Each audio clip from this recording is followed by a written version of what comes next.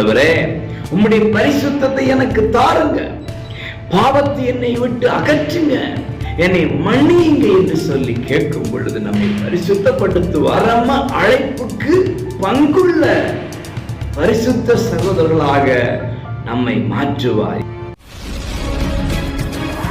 பிரியமானவர்களே, இரட்சகர் இயேசுவின் நாமத்திலே உங்களை மனதார வாழ்த்துகிறேன்.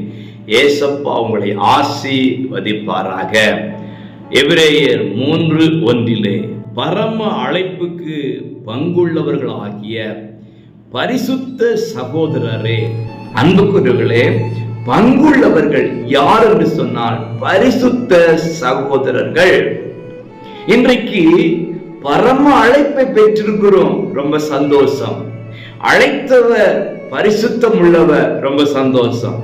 அழைத்தவர் பரலோகத்தின் தேவன், ரொம்ப சந்தோஷம்.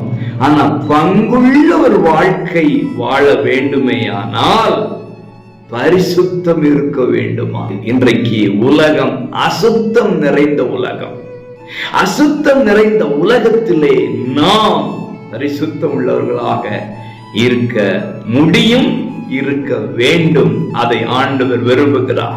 ஆண்டவரை கேட்கணும், ஆண்டவரே, உம்முடைய பரிசுத்தத்தை எனக்கு தாருங்க, பாவத்தை என்னை விட்டு அகற்றுங்க, என்னை மன்னியுங்க என்று சொல்லி கேட்கும் பொழுது நம்மை பரிசுத்தப்படுத்துவார், பரிசுத்த சகோதரர்களாக மாற்றுவார். பரம அழைப்புக்கு பங்குள்ள பரிசுத்த சகோதரர்களாக நம்மை மாற்றுவார். இன்றைக்கு பங்குள்ள பரிசுத்த சகோதரர்களாக மாற தேவன் கிருபை செய்வாராக, ஆசீர்வதிப்பாராக.